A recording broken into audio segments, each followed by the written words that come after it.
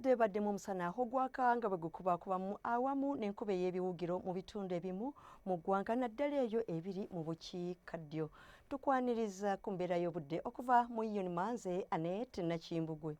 Ekifaananyi eky'embeera y'obudde ku ssemazinga Africa kiraga ng'omukobo gw'enkuba gusaasaanye mu masekkati aga ssemazinga Africa ng'era enkuba ey'ebiwugiro gye tufuna eva mu butonde bw'ensi obw'eggwanga lyaffe omuli ennyanja, ebibira awamu n'ebifo ebimu ng'ebyentobazi.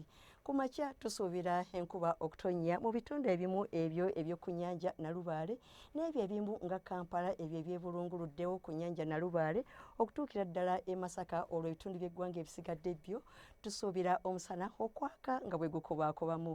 Ate olwo olw'eggulo tusuubira enkuba era ey'ebiwugiro mu bitundu ebimu ng'eby'e Masindi ne ku nnyanja Nalubaale.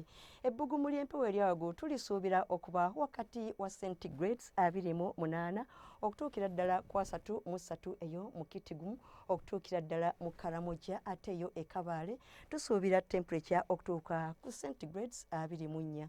Okweyongerayo mu bibuga ebimu okusukka eggwanga lyaffe omuli Nairobi obudde busuubirwa okubeera obw'ekiddedde ne temperature okutuuka ku centigrades 25 ate eyo mu Paris ne New York wasuubirwayo omusana okwaka nga bwe gukubaakubamu ne temperature okutuuka ku centigrades 29 mu Paris.